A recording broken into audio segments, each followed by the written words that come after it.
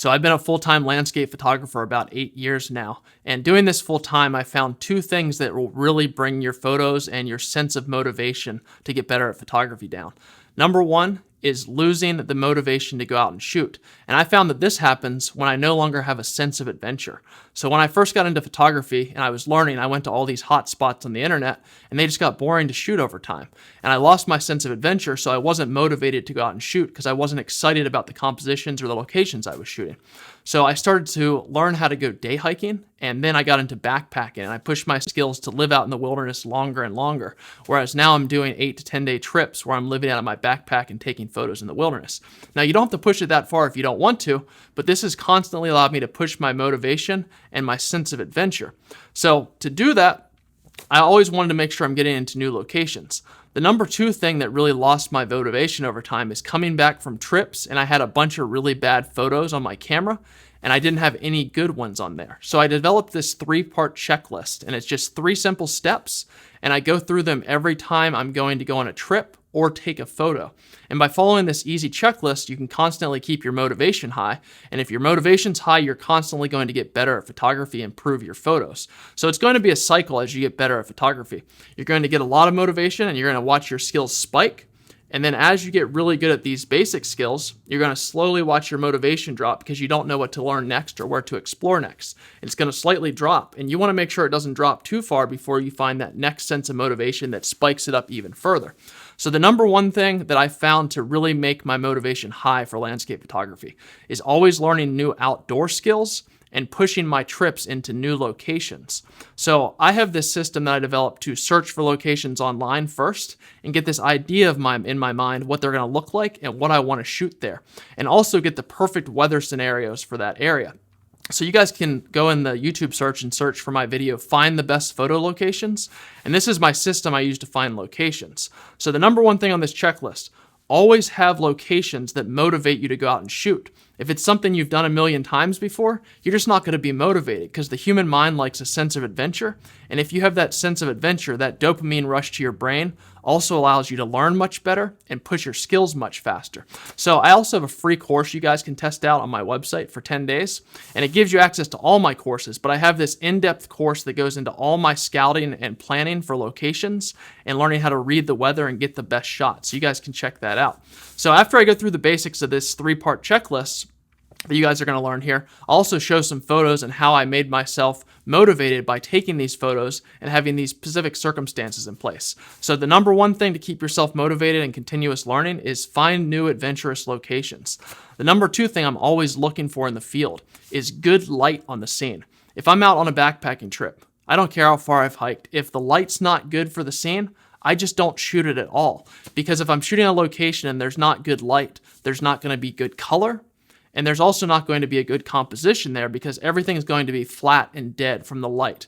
If there's no light hitting the scene, I don't even bother shooting it. I'd rather just get my composition dialed in, get everything set up, and then I'll wait for the good light to exist. Because if the light's not hitting the scene, I'm never going to edit those photos anyway, and I'm never going to put them in my online portfolio. And if I'm not doing that, I don't have the motivation to edit those, so I might as well not waste the time. So the third thing, besides location and light, these things have to be in place to keep me motivated. Otherwise, I'm just not going to shoot and I'm not going to improve. The last thing is color. So if you have a good location, you have good lighting in the scene, you have to have the color line up within the scene. So there's something known as color harmony. Color harmony are just colors within a scene that exist that look good to our eye and make the shot look really good. So you can check out my video on this on YouTube. It's just called Color Theory Photography Guide. And I also have a free PDF that you can take out shooting with you that has all the basics of color theory that you can look at. And we'll take a look at some photos with different color harmonies using color theory later in this video. So down below the video, if you want to download that PDF and check out that video, you can just find the link down below in the description. You can get all that. But first 3 things here, my step-by-step checklist. Location, it's going to keep me motivated and excited. Light, it's going to keep the colors in the scene and the composition held together. And color, I need to have good colors that work well together in the scene or I don't want to shoot it.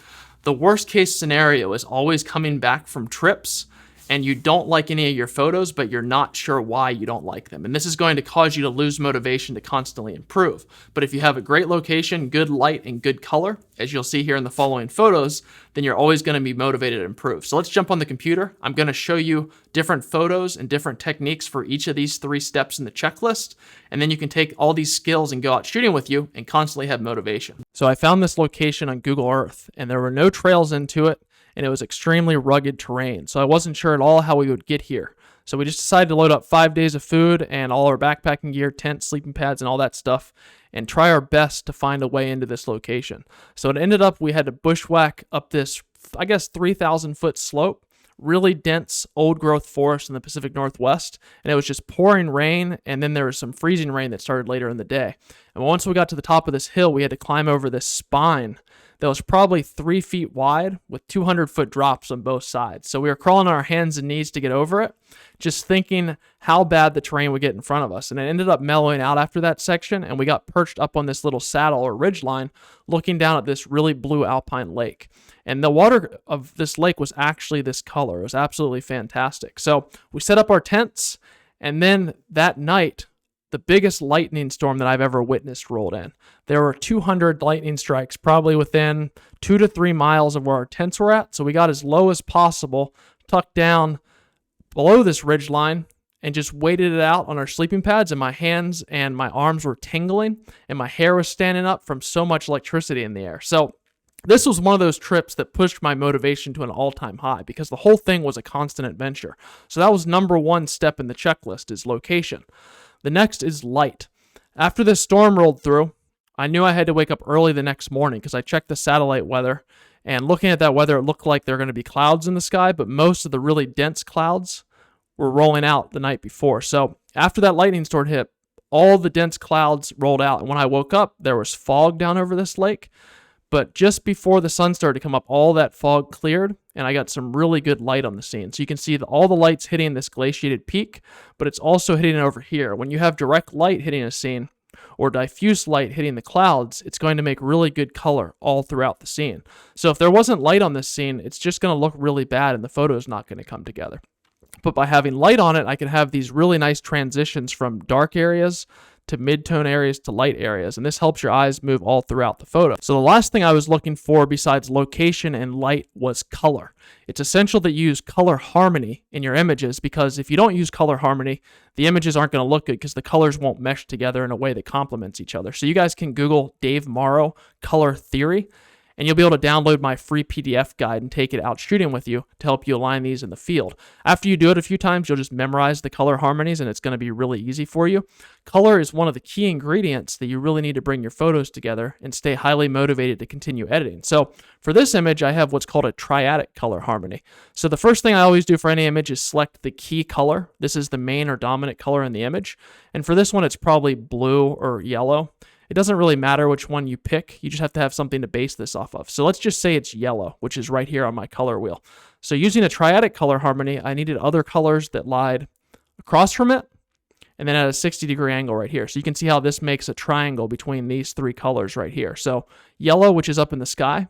Then I have blue, which is in the lake. And then I have green, which I accented all these trees with down here in the foreground. And those are the only colors that I really worked into the scene. You can see that anywhere that there's blue, such as the glacier ice or up in the sky, I saturated that more. Also the lake. Anywhere there's yellow, I saturated and brought that out. Anywhere there's blue, I brought that out as well. And green, which is down here in the foliage. So you have this triadic color harmony. There's also a few other color harmonies you can use in that PDF guide. So location, light, and color. All those came together for this image, and I think it turned out really well overall. Has an exciting story and an exciting adventure behind it, and it's something I can't wait to post in my portfolio online. So here's another image, and this is a location that's extremely hard to get to as well. I also found it while scouting on Google Earth. There's no trails into the area, but there's some really steep scree gullies that are like 45, 50 degrees that you have to scramble up to get into this area. So not many people go here.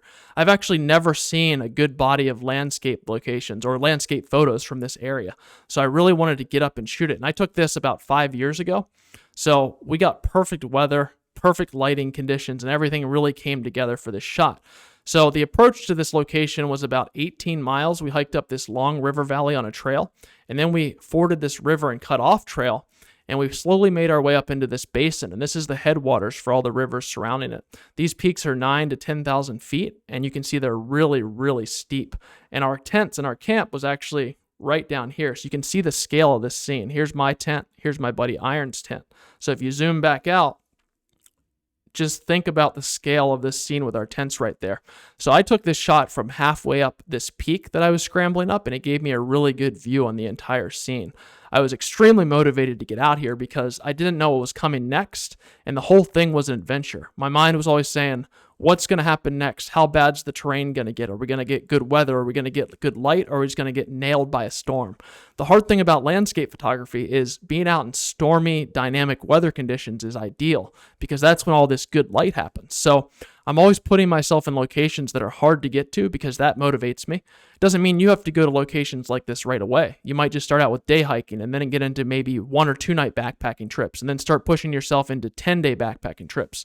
You guys can check out all my backpacking gear list if you just go into YouTube search or into Google and type in Dave Morrow hiking gear or Dave Morrow hiking equipment. It'll all pop up and you can see all the gear that I use. I also have a free PDF download for that one. But once you get into this stuff, you're going to want to push yourself more and more, and your motivation is going to stay constant. Whereas every different week now, I'm looking for new locations, and I try to get out on a new week-long to 10-day trip every month. So I'm constantly motivated to take new photos and new locations. So number one, I had the location nailed down for this one. Next was the light. We scouted the weather, and we ended up camping down here for about a week as these different weather systems rolled through.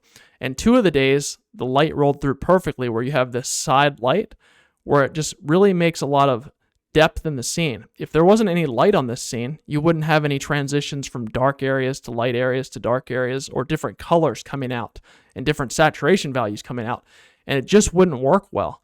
The days before, when there was no light on these mountains and landscape, they were just completely dead. They weren't good photos. But with some light hitting, especially when it's this diffuse light coming in from the side near sunset, that's going to set up for really great photos. So the days before, when there wasn't good light, I didn't even take photos because my goal is only to take photos when I'm looking at the scene and I'm like, oh man, this is ridiculous.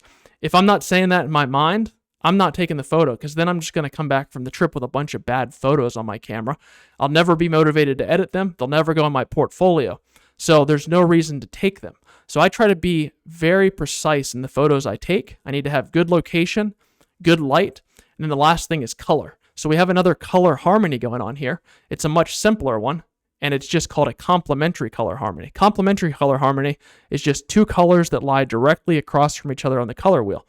So you can see I have blue here, which is my key color. Like I said, Google Dave Morrow Color Theory Guide. If you want the whole thing, it'll walk through all these color harmonies for you, and you'll get a lot better at photography just from reading that guide. Free PDF download with it. So my key color was probably blue or yellow. It doesn't really matter. Just one of the main dominant colors in the scene. So let's say it's blue. Blue in the sky, blue back here, and then I added some blue hue down in the shadows. And that blue hue in the shadows really helps to offset the other color in the color harmony, which is yellow. So I have yellow light hitting here. And then I have yellow in the highlights and some of the rock right here in the midtones. And then I have yellow back here in the sky and the clouds where the light's hitting, as well as these peaks. So another photo that's set up, location, light, and color. I had all 3 of them, so I was motivated to take the shot, and I was excited to put this one in my portfolio as well because it's got a great story to it. It was a great adventure, and it's just something that I love to look at and have for future memories of all the trips that I went out on. So here's the last photo that we're going to look at today using the same step-by-step checklist: location, light, and color. So I was out here in these canyons. You can see the Colorado River is down here, the biggest river in the United States. And all these peaks are like 11, 12,000 feet. These are actually the last peaks to be mapped in the United States. So all this is wilderness out here. It goes from 11,000 foot snow-capped peaks down to around 1,000 feet is the bottom of the Colorado River. So it goes from alpine and then into this canyon land, really rugged wilderness terrain. And we had hiked all through these canyons. And the whole time we were looking up and seeing these peaks. So we were like, man, we got to get up and check out what those look like. So we hiked up through all this area and got up onto these peaks. This was around 9,000 feet where I took this picture. And it was the very end of spring, so the snow was still on the peaks, which I think makes for a great location to shoot. But this was another location that I had scouted on Google Earth, when I was looking at my trip down into all these canyons. And we were out here for about a month doing 3 different backpacking trips, and this was the last of them. So during my trip, I was motivated to see these canyons, but then once that got old, we still needed somewhere else to go and explore. And I wanted to get out of this desert environment. So we saw these peaks and I was like, let's go there. It looks amazing. So having a constant sense of adventure, a sense of, I want to shoot that next, is going to keep your photography constantly improving. The next thing was light. When we were up here, there were thunderstorms rolling through. And you can see these clouds right here. They're just dumping rain back here and constantly moving through. But this was close to sunset and the light from the sun was starting to poke through really low in the sky. And you can see when the light pokes through at this low angle, it just separates the scene up into all these different transitions from light here to dark to light to dark to light again. And this will just keep your eyes moving through all different parts of the scene because there's so much contrast in different values of light throughout the scene. So the light was fantastic for this one. Now, I also wanted to show the sense of adventure and scale. So I put my friends, you can see 3 of them right here, hiking down this slope. And this is the ridgeline we came up. So awesome overall light. The last thing for this one was color. Now you can see looking at this shot, we also have a different color harmony going on. So a few colors that I see in this scene are green, blue, and yellow. So this is also a triadic color harmony. So we have blue up here in the sky. You could say that's probably the key color. Without blue back here, I don't think this scene would work really well because blue offsets the green and the yellow. If you just had yellow and green down here with no blue up here, it probably wouldn't look as good because yellow and green are next to each other on the color wheel. And generally, if you don't have a color to offset them that's darker on this side of the color wheel, it just doesn't work so well. So when I saw the lighting and the colors line up for this, and I had the sense of adventure, I was motivated to take the shot because I was excited to edit it back on the computer. And it ended up coming out really well in the final image. So just take those 3 things. If you're feeling unmotivated, look for new locations. Look for learning how to read weather, learning how to read light so you can get these really good shots, and then learn color harmony. And like I said, I have free courses. You guys can do a 10-day free trial of all of them. It's all my courses, but some of them teach you how to scout different locations, learn how to scout weather, and put yourself into these places at the right time so you can get great location, good light, and good color all lining up. And then you'll constantly improve your photos from this. So hopefully that helped you guys out. Thanks for watching, and I'll see you next week. Leave me a comment below with a question you may have had. I'll be answering them in future Q&A sessions. Also, leaving me a like or hitting the subscribe button to follow my channel is a huge help.